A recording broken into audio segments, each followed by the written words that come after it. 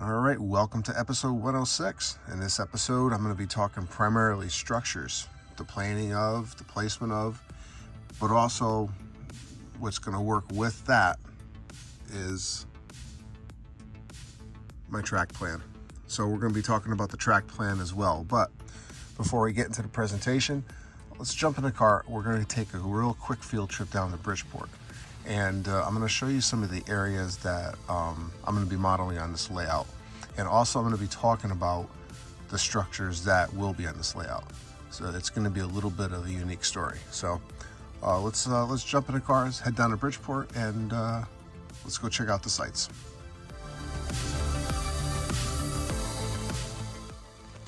All right, so I'm modeling New Haven and Bridgeport 1948 to 1968. And one of the cool things about modeling Bridgeport is that there's still a lot of old New Haven stuff still around, and all you have to do is look.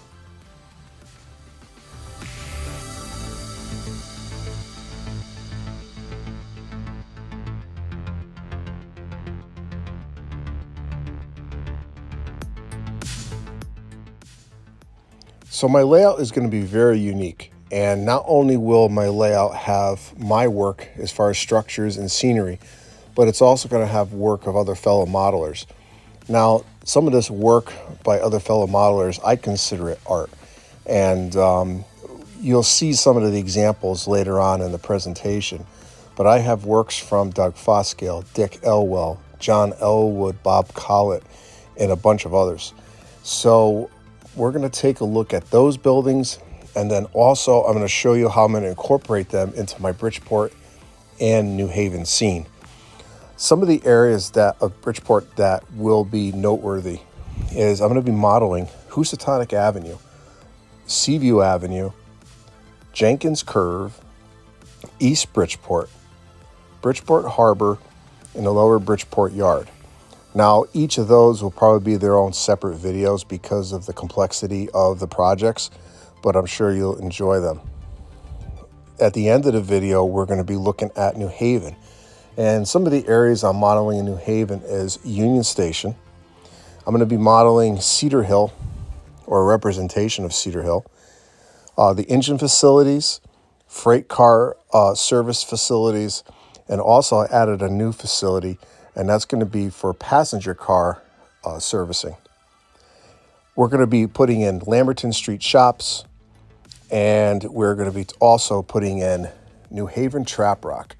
So let's head over to Housatonic Avenue now, and I'll show you some of the areas that I'm going to model.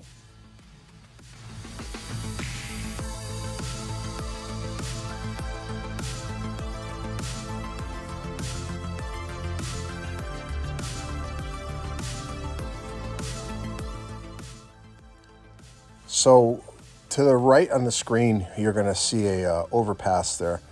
And a long time ago, there was a stone quarry there, and it used to be switched out by the railroad. So a little known fact about Bridgeport.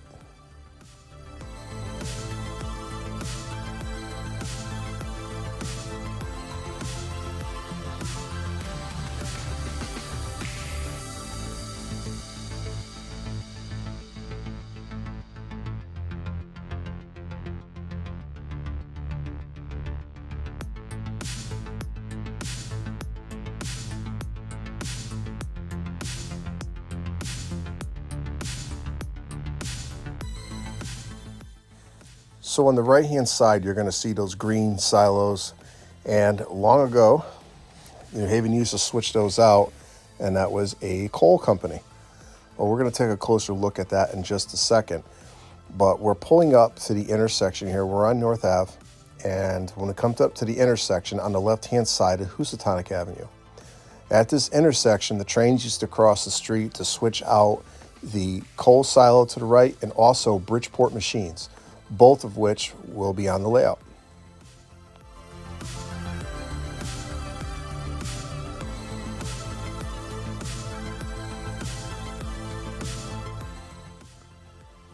So on Housatonic Avenue, there was quite a bit of rail traffic that came down from the main line.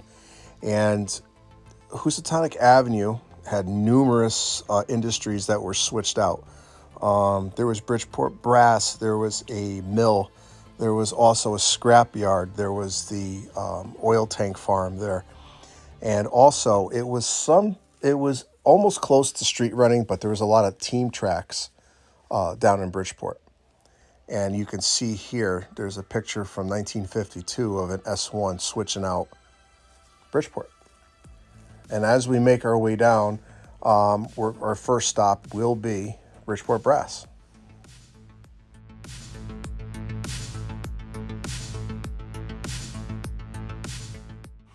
In the next photo, you're going to see similar locomotives switching out Housatonic Avenue, but on the left, you'll see the old Bridgeport Brass.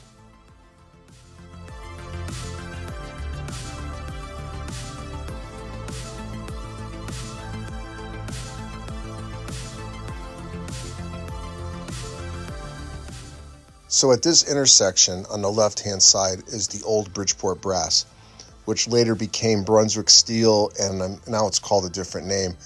But towards the back, you can see the original factory, and the original smokestacks are still there, and you could actually still make out, it says Bridgeport Brass on it. So I would like to put something similar to that on my layout.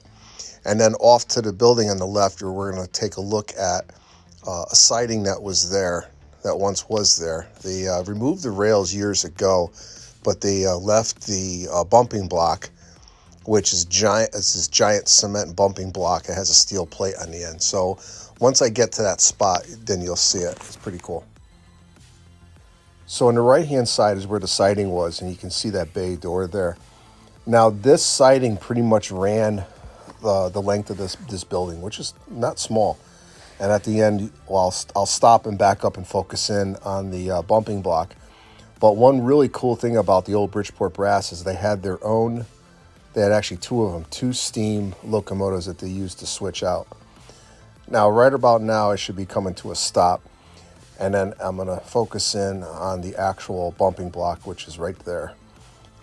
Pretty cool that it's still there, still a piece of history. But like I said earlier, you just have to look for you just got to look for things. Things are still there. So we're going to move on to the back side of Bridgeport Brass now. So on the back side of Bridgeport Brass, we have this offloading area here. And this is where the tank farm was. And as we pan to the right, we're going to see the back side of the Bridgeport Brass Company. This is definitely a cool area to model. Unfortunately, I don't have the room to model this waterfront area, but I will model that powerhouse.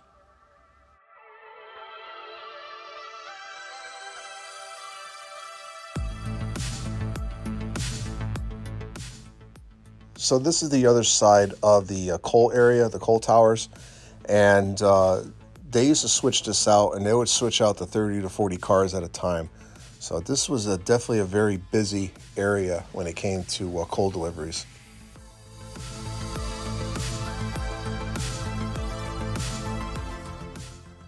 All right, so on the left-hand side used to be the Bridgeport Boiler Works Company. It was torn down years ago, but I decided to model it, and my rendition of it became this. This is 100% scratch built, all wood, all basswood, and it's 22 inches long. I'm going to have areas to switch on both sides of the industry, and I think it's going to make a nice addition to my Housatonic area, Housatonic Avenue on the layout.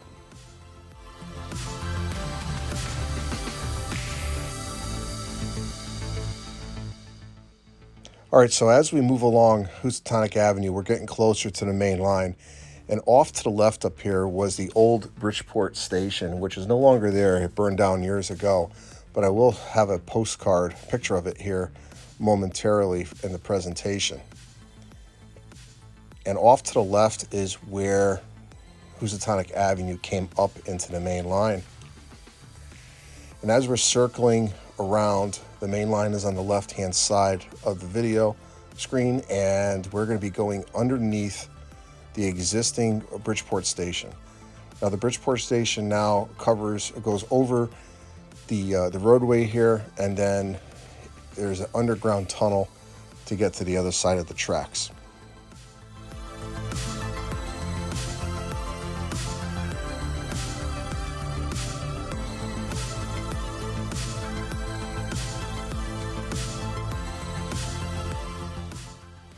So another area that I plan on modeling on the layout is Jenkins Curve. Now we're in the area where Jenkins Curve is, and it's right near the Harbor Yard area where the Bridgeport Bluefish used to play. There are a couple arenas here, but you can see the track, the main line in the background, and you're going to have PJ Murphy storage, and you also have the Bridgeport power plant there. Off to the left was where the Jenkins Valves company used to be. Now we're going to go behind the arena, and on the right hand side, now we can see the Waterbury shuttle train.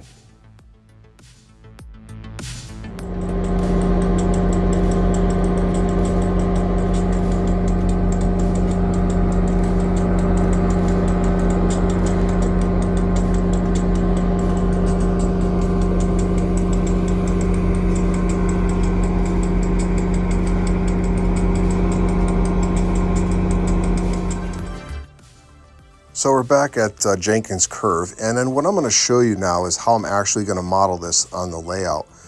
And what I'm using right now is for my curves radius is 38, 36, 34, and the smallest will be 32. And off to the back, you can see where I'm putting the power plant in, and it's going to be a representation. It's not going to be exact.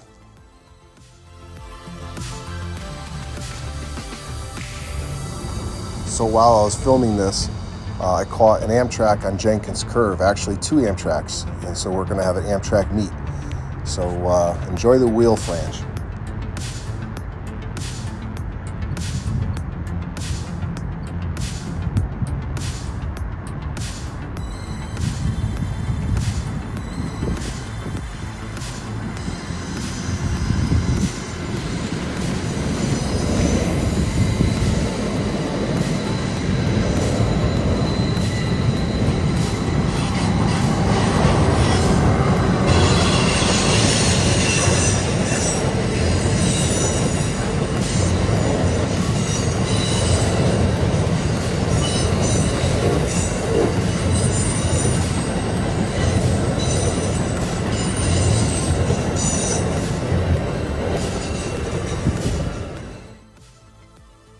So this is Bridgeport Harbor, and you can see the power plant in the background there. Now, I plan on modeling the Bridgeport Harbor. I'm going to represent it in a 2-foot by 4-foot space, and obviously I'm going to have to compress a lot of it. But I just want to have a feeling of a pretty cool harbor scene, and this is definitely a key aspect of Bridgeport. Now, you can see the Port Jeff ferry coming in, and that's for pedestrians and vehicles. And what I plan on doing is having some sort of area where the ship can come in. Now, the area on the layout that I'm putting Bridgeport Harbor is right in the front section, so it's going to be a focal point of the layout.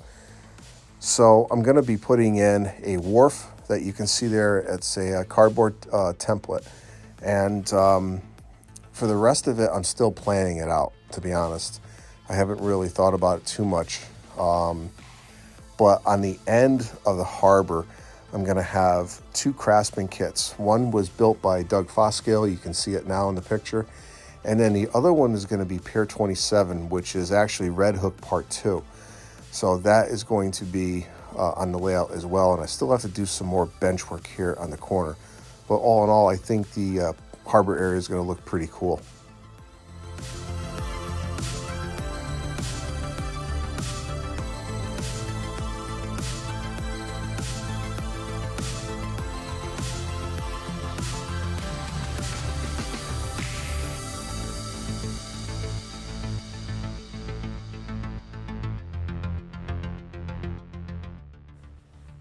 So another cool area that I'm going to model is the skewed bridge on Jenkins Curve.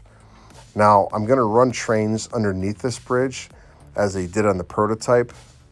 And then also what I'd like to do is model the substation, the electrical substation, on the left portion of the screen that was part of the power plant. That was also around during the New Haven days. Now let's take a look at a really cool photograph or a postcard. And it shows a team track on the lower left-hand part of the screen, which I love to model. And then at 9 o'clock, you can see the iconic gas tank that was part of Bridgeport. This is a really cool scene to help me model this harbor area.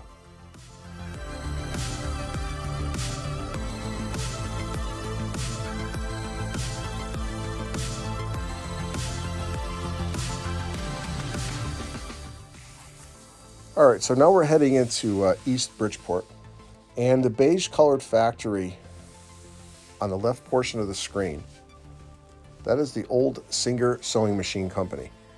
Now, I had a family member that actually worked here and made sewing machines.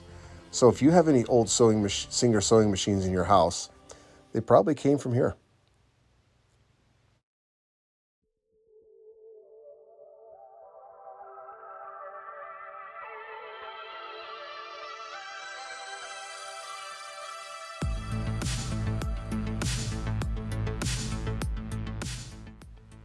So we're still in East Bridgeport, and another industry that I'm going to be modeling is the Remington's Firearms Factory. Now, this used to be a very, very huge complex, but slowly they've been demolishing the buildings because they have this fallen to disarray, and they had a lot of fires and things like that. But one cool section, and actually I believe this is a historic place now, is the old Remington Shot Tower. And they used to make shotgun shells here. And I actually have photos of the inside. It's pretty wild. But I plan on scratch building this. I have all the wood for it. And probably in 2024, I'm going to cut all the walls. And this is going to go in the layout. It's a scale 164 feet to the top of the tower. And as we move along, this is what's left of Remington.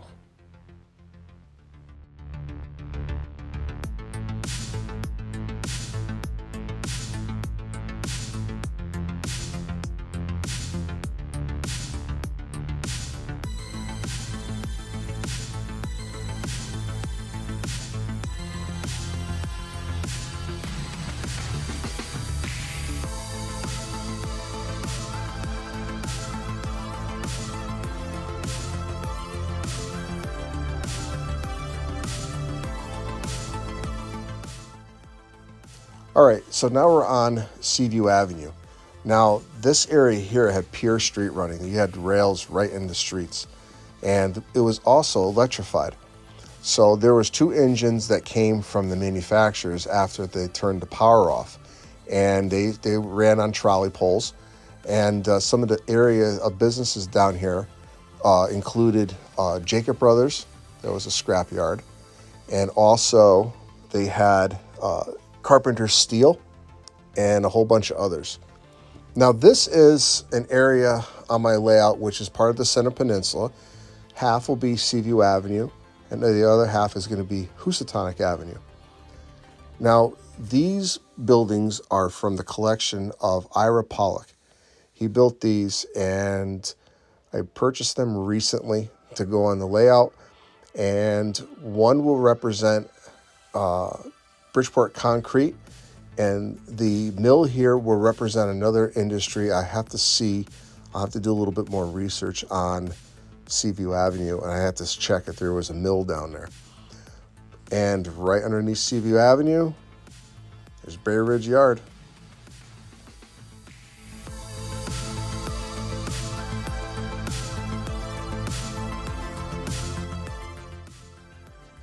All right, so I will be modeling Seaview Avenue with the same track plan as Rick Abramson's layout. And the reason for that is that the switching is very realistic, and you get to run around the trains, and it's actually a lot of fun. So let's head over to the actual layout now, and we're going to place a building. So another unique thing about my layout is some of the original structures are going to go back to their original spots.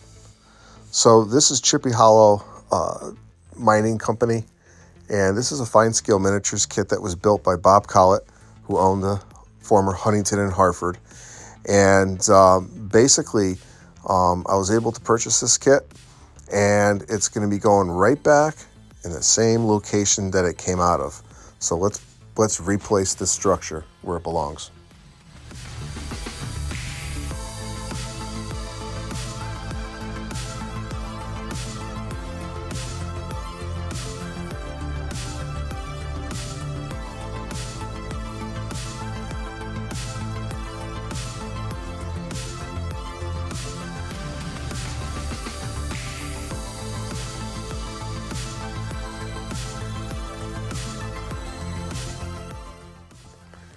All right, so here is another fine scale miniatures kit built by Bob Collett.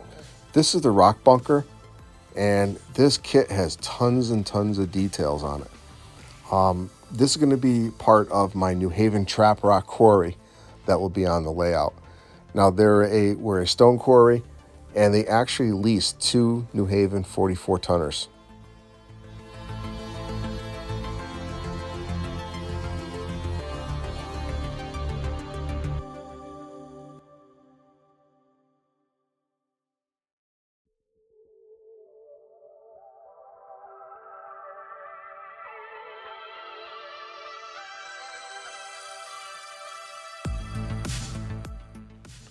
So the original location of this kit was on the Center Peninsula on the H&H, but pay close attention to the engine house in the background.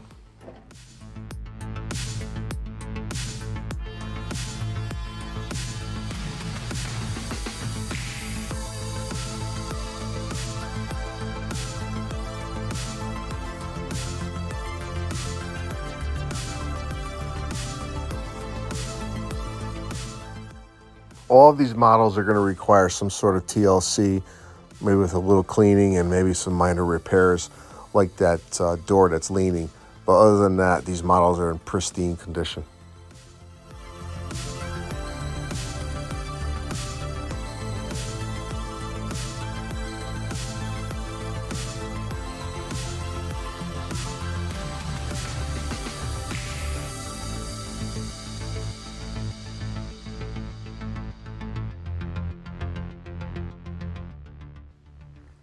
All right, so here is another model that I was able to purchase from John Elwood.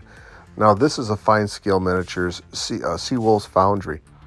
Now, this is another masterpiece that I was able to find, and I figured on the back end of a quarry, maybe a nice old foundry would look good here. So I think it's going to work very well, and as you can tell, it's a work of art.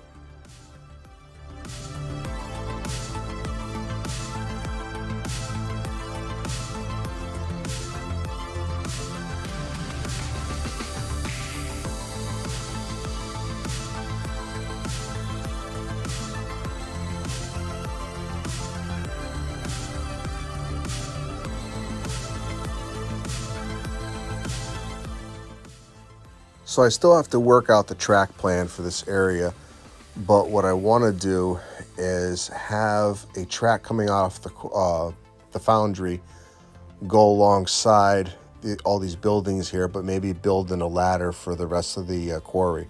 Haven't decided yet. I still have to design it.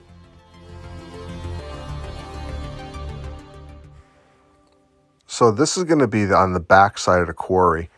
It's going to be part of my city scene. But all of these buildings, this entire corner, including that yellow boom truck, is all from the collection of Ira Pollock. Now, he built all of these models and recently was able to pick these up. And they're definitely going to make a nice addition to this brand new section of the layout.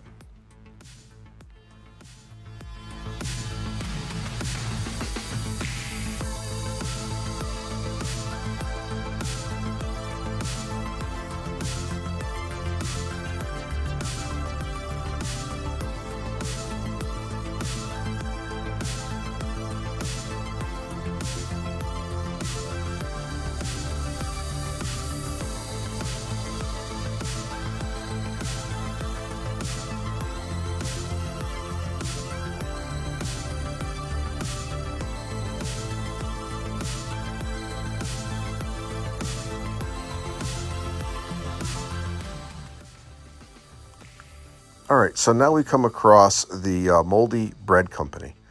This is another piece from Ira Pollock, and basically it's a Keebri factory that was kit bashed into a background building, and it's really, really cool. I haven't decided if I'm going to be making it a rail-served industry just yet, but also in the background you can see there's a Ritz factory, and here's a better view of it. And this is another piece by Ira Pollock. This will be rail served.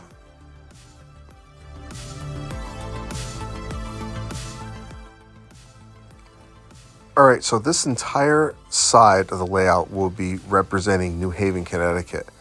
Now, this section here used to curve into a coal facility, but now I straightened out the track. I'm going to reinstall a switch, and it's going to hook into the main line.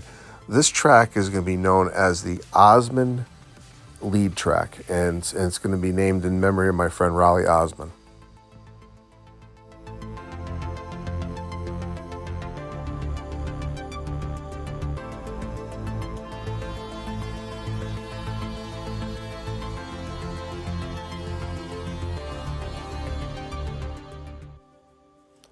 All right, so we're going to have tracks that are going to go behind Chippy Hollow and then also into Chippy Hollow.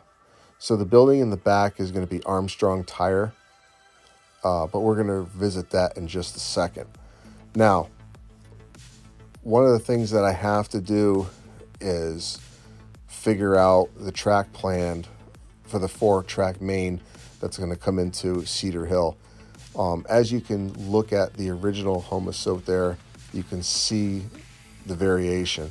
So I have to figure out how to connect this side of the yard into the main. Not only for the main, but if you look on the right-hand side here, you can see where tracks were. And this area here is going to be the Lamberton Street area. Now where that putty knife is, an original fine scale miniatures kit, there's an icing platform that will be going back in there. Now I cut holes, or I filled in the holes of where structures used to be, because this is going to be transformed into the Lamberton Street shops, plus one industry.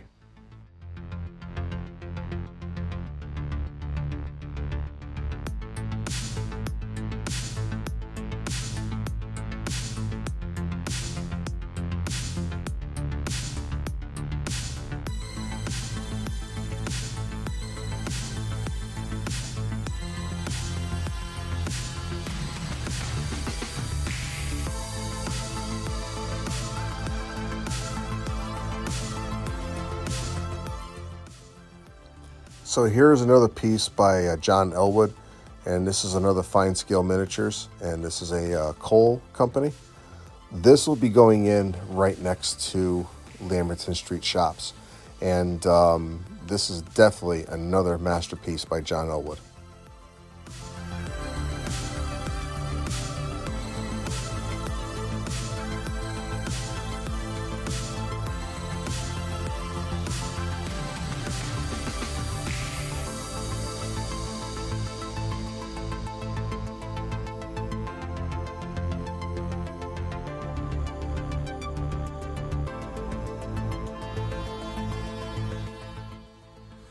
So if you were paying attention, you saw this in a photo of right behind the rock bunker. So this is going to be part of Lamberton Street shops, and it's going to represent the wooden engine house that they had down there. So this is not an original H&H building, but this building here will serve as Armstrong Tire. Now the way the building fit in here is actually pretty cool, because now it created a nice little alleyway here. But you will see a picture of the original structure that it was here when it was on the H&H.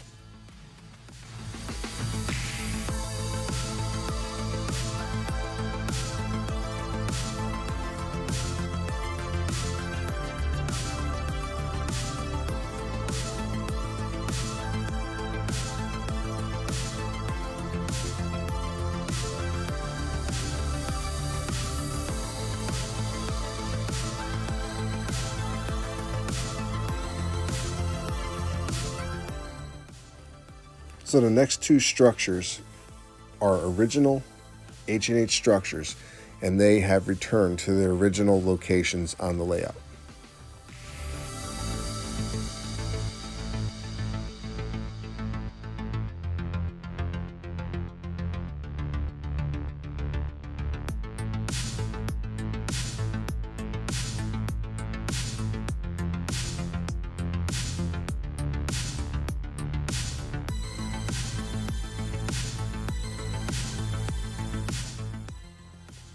So this red structure was an original H&H structure, and it also went back to its original spot on the layout.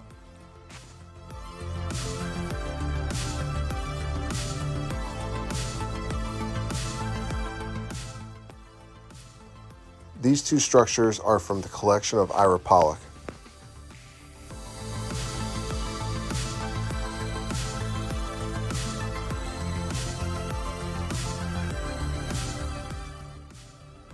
This gold color structure is an original H&H structure, which also was able to go back to its original spot on the layout.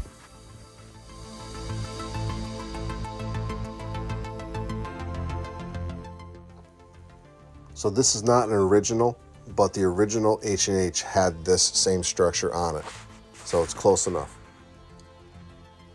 Now we move on to the old Hartford station, which will be transformed into New Haven station.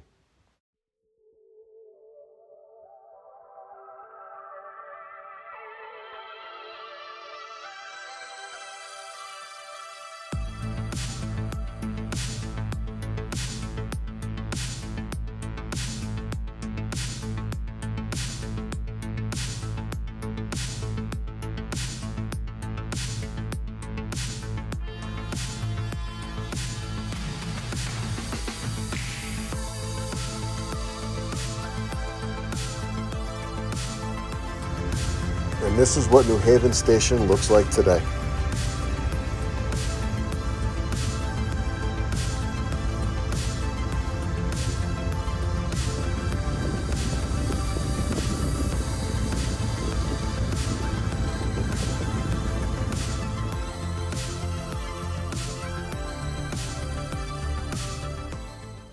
So this is another structure from the collection of Ira Pollock, and it sits in a location where it was once occupied by three different structures on the old H&H. And I have a picture that I can show you now of what it looked like once before. And it had a movie theater and a couple other buildings. Now this area here is going to be connected to a newer section of the layout that actually came off Ira's layout. So let's take a closer look.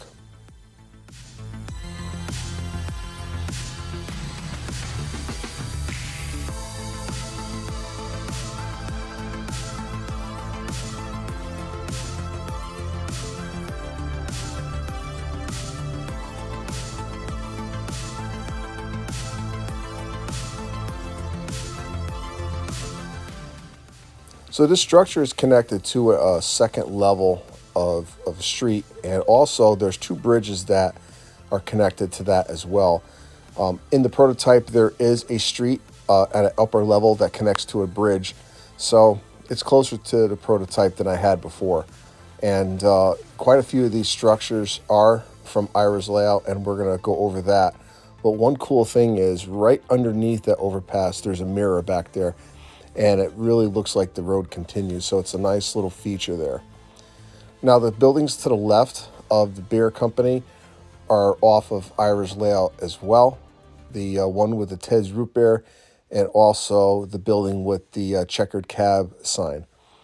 The building with the Coca-Cola sign is also off of Ira's layout, and the building next to that is a eBay purchase.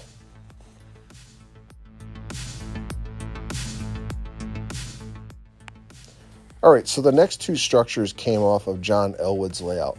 The larger structure was attached to an upper roadway, very similar to what I put here, but it so happens to be the same level.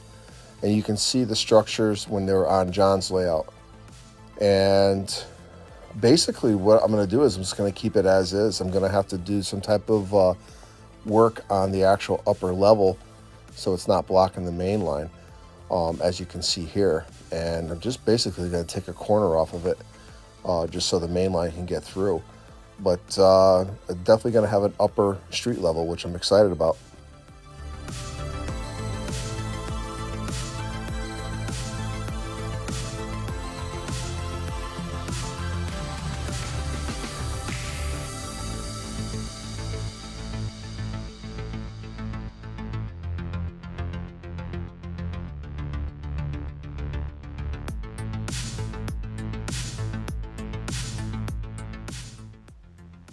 All right, so now we're looking at the actual area that's going to house the coal tower.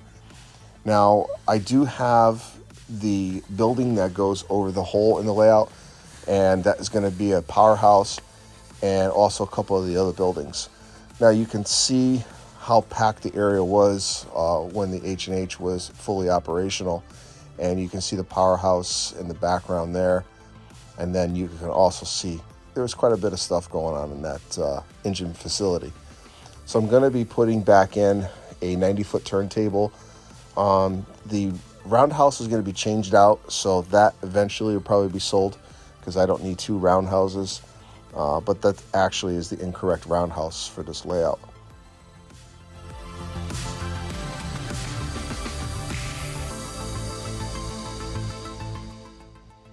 So the next set of buildings I'm going to show you actually came off John Elwood's layout, and this is all one piece. And I was pretty excited that I was able to pick these up, and this is what they look like when they're on John's layout. It's an awesome set of buildings, and they actually fit perfectly right behind the roundhouse.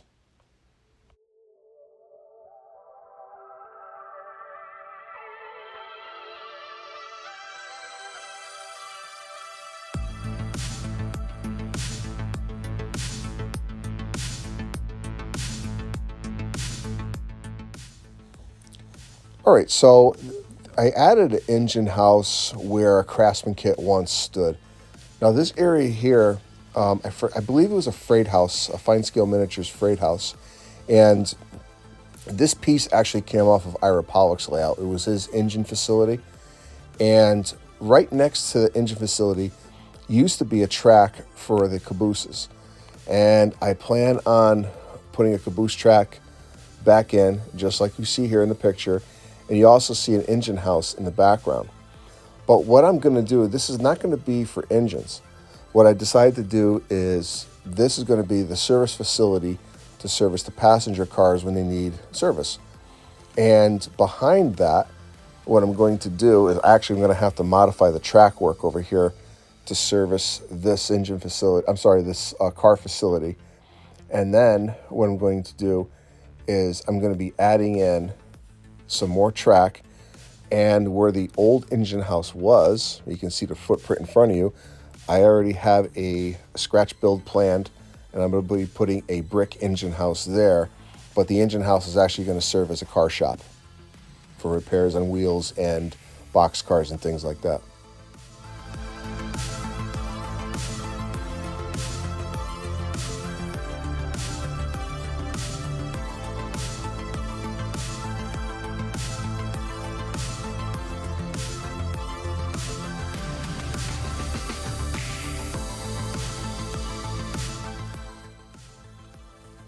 So at the end of the day, once I'm done, I'm going to have 26 feet worth of city scene. That wasn't in the original plan. It's just the way it worked out, and I'm glad it worked out that way. My inspiration of the city scene actually came from my visit to Fine Scale Miniatures, George Celios's layout. And the next three pictures are going to illustrate why I want to simulate something similar to this.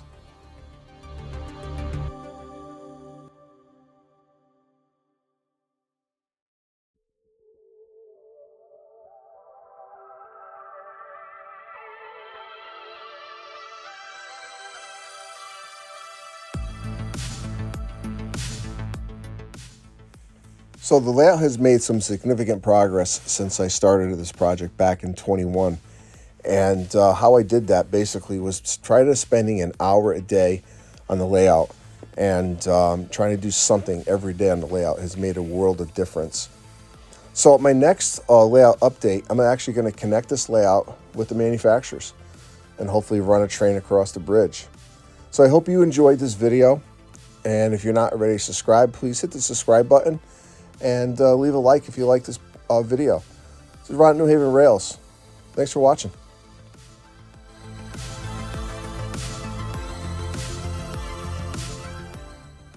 All right, everybody, so this is a little bonus footage, and I just wanted to take a moment to thank all of my subscribers And also, I just want to thank everyone who's not subscribed as well, who watches my videos. My channel has grown pretty well in the last couple of years. And this month, or actually last month, I hit over 4,400 subscribers. And I'm pretty excited about that. I never expected this channel to grow the way it's growing, but I'm happy that it is. And I'm having a lot of fun building this layout and making the videos of what I'm doing. So I will be working on more content for 2024.